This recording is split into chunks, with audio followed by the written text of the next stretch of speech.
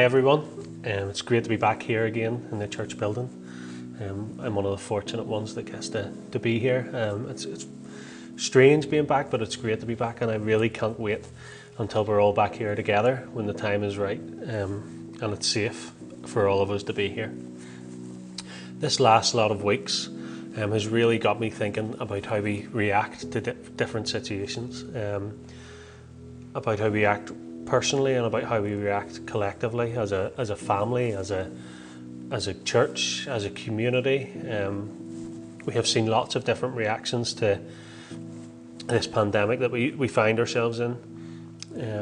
If you were with us at the start of the year, you would have heard a lot of sermons about taking care of yourself, about looking after yourself, self-care, and how important it is for us to love ourselves. And one of the verses we talked about was loving your neighbour as yourself, and how can you love your neighbour if you don't first love yourself. And I think that's really important at this time, as a lot of us are spending time isolated, as a lot of us are spending times on our own or only with a small group of people. It's really important that we apply some self-care to our lives. It's really important that we are looking after ourselves and we are doing the right things, going for walks, reading some books, reading the Bible, listening to encouraging music.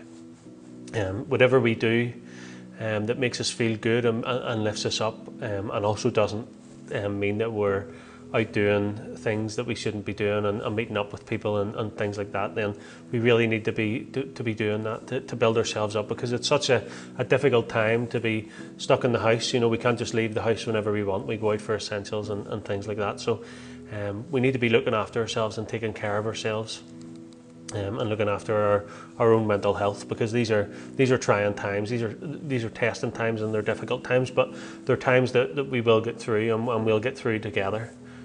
We're going to read just our first verse this morning, or this evening. It is for me, whatever it is for you guys. And it's in John chapter 13 and verse 34. A new commandment I give to you, love one another as I have loved you, so you must love one another. As well as self-care, it's really important that we look out for one another, we look out for each other, and we look out for the most vulnerable in our communities and in our families and in our church. This can be a wee bit tricky to do, because we've obviously got government guidelines to adhere to, and we can't just be running about all over the place going to different people's houses and meeting up.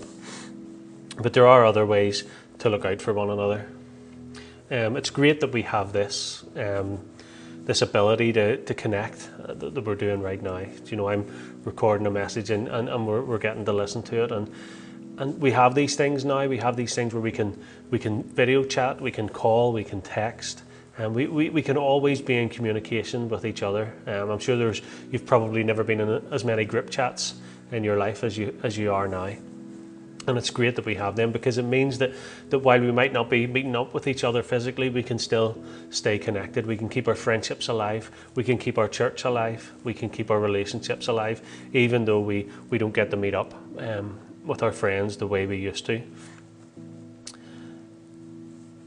It's really important that we stay connected. It's really important that we look out for people, that we do our best to communicate with each other. We do our best to make sure that none of us feels alone, that none of us feels that at this time we don't have anyone, because it would be easy to slip into that. It would be so easy for someone to feel like they're alone today, that they don't have anyone around them. And for us as Christians, for us as a church, we need to look out for our friends. We need to look out for our family. We need to look out for the ones that we know maybe don't have as many people living with them. I'm one of the lucky ones. I have 3 other people in my house, and 2 of them are very loud and very energetic. So not often do I feel alone. Not often do I feel as if I have no one around me. In fact, it's quite the opposite. And sometimes it would be nice to have that time away. But we're obviously really enjoying everything that we're doing at the minute. The next verse is Philippians chapter 2 and verse 3. And it says, "Do nothing through selfish ambition or vain conceit. Rather, in humility, value others above yourselves." I'm sure you're all aware of some of the things that happened when this pandemic started. We've seen a lot of panic buying, we've seen a lot of panic in general, a lot of gossip, a lot of theories, a lot of people saying lots of different things about what's happening right now. The panic buying was the bit that I found the strangest, and I'm sure you all find it a bit strange too, that people seem to buy lots of toilet roll, and I'm not sure what that was about. I hope for us as Christians that we didn't go down that road, at least not too much. I'm sure there was maybe a little bit of panic among ourselves, but we don't need to. We don't need to panic. We don't need to be the type of person that has to push other people out of the way to make sure that we are looked after. We don't need to jump ahead in the queue. We don't need to worry that there's only 3 items left in the shelf and there's 4 people in the aisle. We have a God who's going to look after us. We have a God who wants to look after us, who loves looking after us, and who we know we can rely on. We have a God who takes joy in meeting our needs, and it's wonderful that we can do that. It's wonderful that we don't need to buy in to the panic buying. Philippians chapter 4 verse 19 says, "And my God will meet all your needs according to his riches of his glory in Christ Jesus."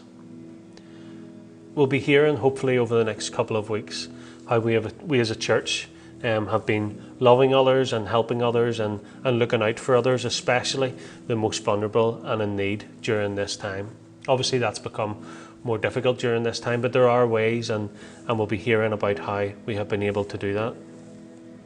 For us as Christians, we have an assurance. We have an assurance that Christ will supply all of our needs. We don't need to panic. However, we do need to look out for one another. We do need to look out for our family and our friends and our community. We are, after all, the community church. And this is our community. The people around us are our community. Wherever you live, wherever you are, the people around you are the ones that you need to look out for, the people that are in your life. The most vulnerable. Right now, it's strange because the best way for us to look out for one another is sometimes to do very little. And we all know about the government guidelines about not going out unless it's for essentials, about washing your hands, about staying indoors. That causes us to do less. So we can actually help out. We can actually love the people around us by doing less, and that's a kind of love I'm looking for, is a love that grants me to do less. Obviously there are times when we need to do a little bit. For example, we probably have vulnerable people who in our lives who can't get to the shops, who shouldn't be going to the shops. So maybe getting some shopping for them, leaving it at the door and moving back a safe distance. And while you're there, maybe say a quick hello from a distance. And there are lots of ways that we can love one another. And through this time, through this pandemic, it's going to be a time where the people around us need love probably more than they usually do, maybe more than they ever have before. And I would like to challenge us as a church this week, just as we go through the week, can we find ways to love one another by doing as little as possible? Can we find ways to love one another in a different ways than we normally would? And obviously there will be people in our lives who need us to go that extra mile. There will be people in our lives who need us to do a bit of shopping for them and drop it off. But if you don't have people like that in your life, if there's no one that you need to help in that way, then do very little. Stay indoors, wash your hands.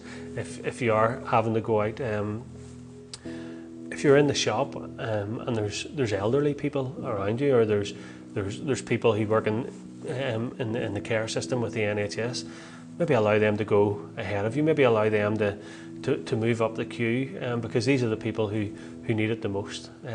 Let's look out for one another at this time. And I really pray that when we get back to here together, when we find ourselves able to be around each other, able to come and connect in this building, in this place, that we will have so much more love for one another. We will realise how blessed we are to have this place in the first place. But until then, I just pray that we all stay safe and we look out for one another.